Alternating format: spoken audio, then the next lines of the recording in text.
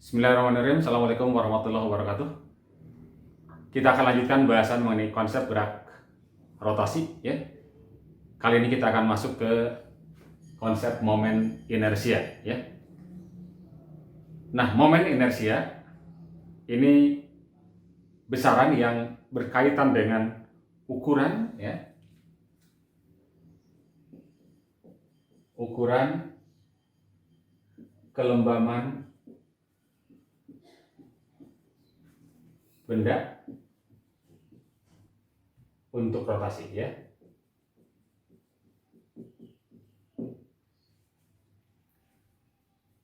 Jadi seberapa sulit suatu benda dirotasikan ya, maka ini nanti terkait dengan momen inersia. Jadi kalau kalian misalkan coba putar-putar bola voli misalnya atau bola sepak ya, kemudian bagaimana memutar balok ya, tentu saja tingkat kesulitannya berbeda-beda. Nah, ukurannya adalah yang kita sebut dengan momen inersia. Nah, seperti apa momen inersia itu didefinisikan ya? Nah, untuk mendefinisikan momen inersia kita lihat misalnya ada sebuah partikel bermassa m dihubungkan dengan seutas kawat tanpa massa atau massanya diabaikan ya. Kemudian ini kawatnya kawat kaku ya.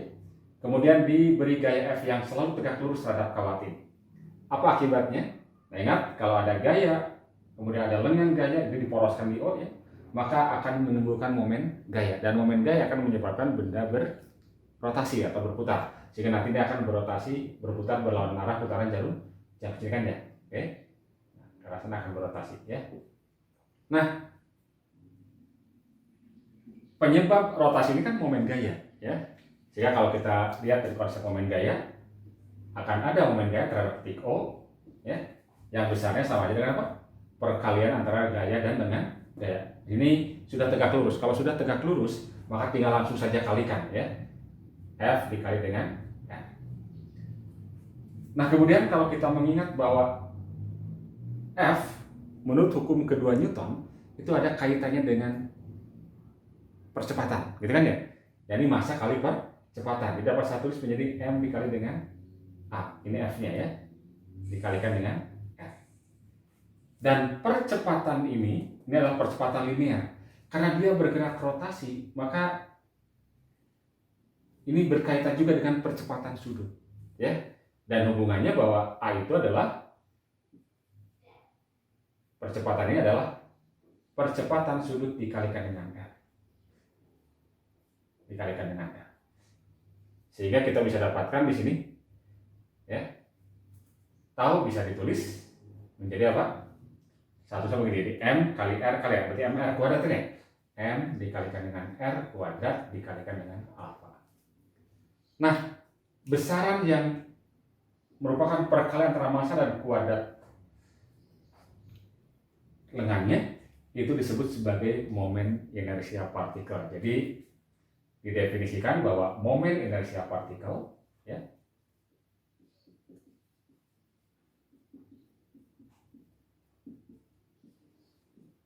itu adalah diberi simbol I ya. I sama dengan M dikalikan dengan R kuadrat ya.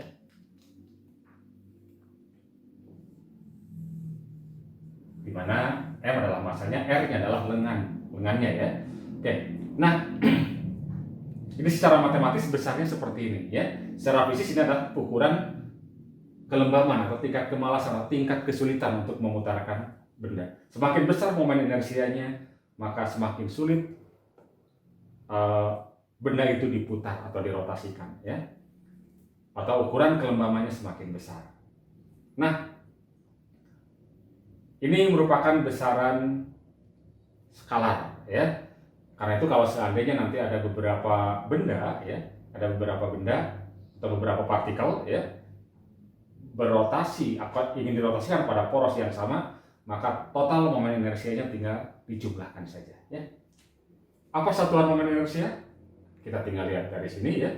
Massa satuannya apa? Kilogram. Kemudian R adalah meter ya. Jadi kilogram meter kuadrat. Itu satuan dari momen inersia ya. Kalau kita kaitkan dengan gerak translasi ya, Sebenarnya ini ada analoginya dengan massa ya. Jadi ketika sebuah gaya diberikan pada benda, kemudian benda itu bergerak, dipercepat ya, maka ukuran dari tingkat kesulitan untuk menggerakkan benda secara translasi itulah massa. Makanya massanya itu massa kelembaman sebenarnya kan ya. Ya. Jadi analog ya antara massa dengan momen inersia ya. Kita lihat contohnya ya. Ada 3 buah bola kecil dihubungkan dengan kawat kaku tak bermassa seperti tampak pada gambar ini ya. Tentukan momen inersia sistem terhadap titik P. Jadi pertanyaannya bagaimana momen inersia dari ketiga benda ini terhadap poros di P ya. Jadi kalau disebutkan terhadap P maka P dianggap sebagai poros ya.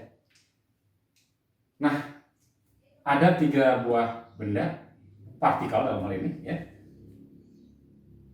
Maka total momen inersia sistem itu adalah tinggal penjumlahan dari momen inersia masing-masing ya. Jadi secara matematis ya, kalau tadi momen inersia partikel dinyatakan oleh I sama dengan mr kuadrat, kalau banyak partikelnya maka tinggal kita gunakan tulisan jumlah lainnya ya. Jumlah dari perkalian antara massa dan lengannya ya. Nah, tinggal kita lihat yang pertama, kalau misalkan ini adalah massa 1 ya, M1 berarti ini tinggal artinya M1 dikalikan dengan R1 kuadrat ditambah dengan M2 dikali R2 kuadrat ditambah dengan M3 dikali R3 kuadrat. M1 kita ambil yang 5 kg, ini adalah M1, ini adalah M2, ini adalah M3. Lalu lengannya, untuk yang M1 lengannya ini dari M1 ke P, yakni 100. Ini R1 berarti ya. Kemudian untuk yang M3 juga sudah langsung dapat berapa? 100 juga kan ya, dari sini ke sini. Nah, tinggal yang M2 ke P, ini harus ke P jaraknya. Lengannya ini ya. Berapa? Ini R2 ya. Ini kan 60 sini kan ya, ini 100 berarti ini sisanya. Yakni 100 kurang 60 berarti 40 cm ya. Nah, ingat ketika dimasukkan ke dalam rumus ini, karena satuannya kilogram meter kuadrat, maka masing-masing R ini harus kita jadikan satuan meter. Caranya bagaimana? Tinggal dibagi 100 saja kan ya. Ya ini kan jadi berapa ini? 0,4 meter kan ya. Ini jadi 1 meter, ini juga 1 meter. Jadi masukkan masanya M1 0,5 kg dikali R1 nya 1 kuadrat, gitu kan ya. Ditambah M2 nya 1 kg dikali 0,4, gitu kan. Ditambah M3 nya 0,8 dikali dengan R3 nya 1 kuadrat. Sorry, yang ini 0,4 pangkat berapa? Pangkat 2 ya? Oke, 0,4 pangkat 2. Oke, tinggal dihitung. Ini berarti 0,5 kan ya? Karena ini 1. Ini 0,4 dikeluarkan berapa? 0,16. Ini 0,8. Ya, tetap 0,8. Berarti berapa nih? 0,5 ditambah 0,8 itu berapa? 1,3 ya? 1,3. 1,3 ditambah dengan 0,16 gitu kan ya? Nah, kita buatkan 30 sini. Berarti 4, 6, 1 ya? 1,46 ya. Satuannya kilogram meter persegi. Oke. Contoh kedua, ada 4 partikel identik bermassa M, masing-masing terletak di sudut persegi dengan panjang sisi A. Tentukan momen inersia sistem itu terhadap poros yang tegak lurus bidang persegi jika poros itu melalui pusat persegi melalui salah satu partikel. Nah, untuk menyelesaikan contoh ini kita harus gambarkan dahulu ada persegi ya, panjang sisinya adalah A, misal A ya, saya sebutkan. Kemudian di setiap sudut ini ada partikel bermasa M ya, pada sudut-sudutnya ya. Ini M, ini M, M. Nah, yang pertama yang harus kita cari adalah inersia sistem ya. Jadi yang ditanyakan I sistemnya. Terhadap apa? Pertama terhadap pusat. Jadi pusat persegi itu kan kalau kita tarik garis diagonal dari sini ini ke sini ya. Ini kan tidak lain apa? Pusat persegi ya. Misalnya pusat perseginya adalah P. Berarti yang pertama adalah kita ambil momen inersia sistem terhadap titik P. Yang kedua, yang B melalui salah satu partikel ya. Boleh melalui ini misalnya ya. Melalui M. Jadi melalui M ya. Oke, ya. Nah, prinsipnya karena ini kan porosnya dikatakan tegak lurus bidang persegi, jadi porosnya nih ke sini tegak lurus terhadap bidang ini bidang persegi, papan tulis bidang persegi, ini porosnya ke sini ya. Nanti ada porosnya di P, ada porosnya di M sini ya. Nah, tinggal gunakan aja kalau banyak maka I sistem kita lihat yang A. I sistem terhadap P lah ya. Terhadap P berarti tinggal jumlah M dikali dengan R kuadrat, gitu kan ya? Berarti nah, sekarang berapa jarak masing-masing dari M ke P? Nah, kebetulan karena ini persegi ya, maka ini tepat di pusat, maka pastilah jarak dari setiap sudut ini ke titik P akan sama. Jadi inilah yang menjadi R-nya. Nah, kita harus cari dulu berapa R-nya. Kita bisa gunakan teorema Pythagoras, karena kita yang tahu ini kan, ini A, ini ada A, ini kan ya. Sementara R itu adalah setengah dari diagonal ini kan ya. Ingat diagonal dari rumusnya ya. Oke, sebelum ke sini jadi diagonalnya itu kan bisa kita cari dengan teorema Pythagoras. Jadi apa? Akar dari A kuadrat ditambah A kuadrat. Nah, diagonalnya ini kan 2R ya. Jadi 2R itu sama aja dengan akar dari A kuadrat ditambah A kuadrat, gitu kan ya. Berapa ini? A akar 2, gitu kan? Sehingga kita akan dapatkan R-nya itu adalah setengah bagi 2 kan ya? A akar 2 ya.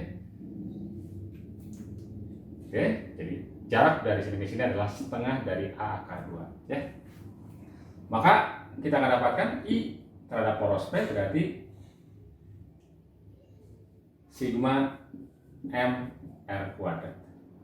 Karena kebetulan masanya sama, jaraknya juga sama, ya, maka pasti perkalian antara M dan R kuadrat juga pasti sama, gitu kan ya?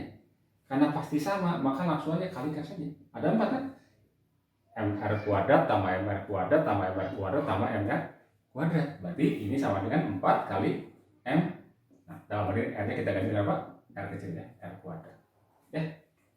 Berarti 4 dikalikan dengan M dikalikan dengan setengah A akar 2 dipangkatkan 2. Berapa itu? Setengah akar 2 pangkatkan 2 adalah setengah ya? Setengah dikalikan dengan 4 2, berarti ini adalah 2M dikali A kuadrat, gitu kan ya? Ya, sesatuannya adalah kilogram meter kuadrat. Ya. Jadi ini ya. Kita nyatakan dalam M dan A karena memang datanya M dan A ya, datanya ini ya. Yang kedua, bagaimana kalau terhadap salah satu poros salah satu M di sini ya. Jadi I terhadap M ya sama aja konsepnya, jumlah MR kuadrat. Berarti kalau terhadap M, maka M yang ini tidak punya lengan, sehingga momen inersianya 0. Maka yang punya lengan yang mana? Ini. Nah, kita lihat untuk yang ini jaraknya kan A lengannya ya. Yang ini jaraknya atau lengannya Pak? A. Sementara yang ini ke sini berapa? Sudah kita hitung tadi, ini adalah diagonal. Yang ini yang mana? Yang A akar 2. Sehingga ini kita bisa tuliskan lah. Pertama misalkan ini M dikali apa? A kuadrat. Yang kedua ambil yang ini M dikali A kuadrat. Dan yang ketiga ini kan ya M dikali ini jaraknya Pak A akar 2 kuadrat. Ini dengan ini kan jadi berapa? 2M A kuadrat kan ya. Sementara yang ini jadi apa? Akar 2 dipangkatkan 2 ya. Oke, ini juga 2M A kuadrat. Sehingga kita akan dapatkan sama dengan 4M A kuadrat. Tentu saja satuannya kilogram meter kuadrat. Ya. Oke. Sementara kita bahas momen inersia partikel dulu ya. Nanti pada video yang akan datang kita akan bahas bagaimana momen inersia benda. Karena memang berbeda ya, berbeda ketika benda itu dipandang sebagai benda dan ketika dipandang sebagai partikel ya. Jadi momen inersia partikel dengan benda itu berbeda ya. Kita akan lihat nanti pada video yang akan datang. Oke, sampai di sini dulu. Terima kasih. Assalamualaikum warahmatullahi wabarakatuh.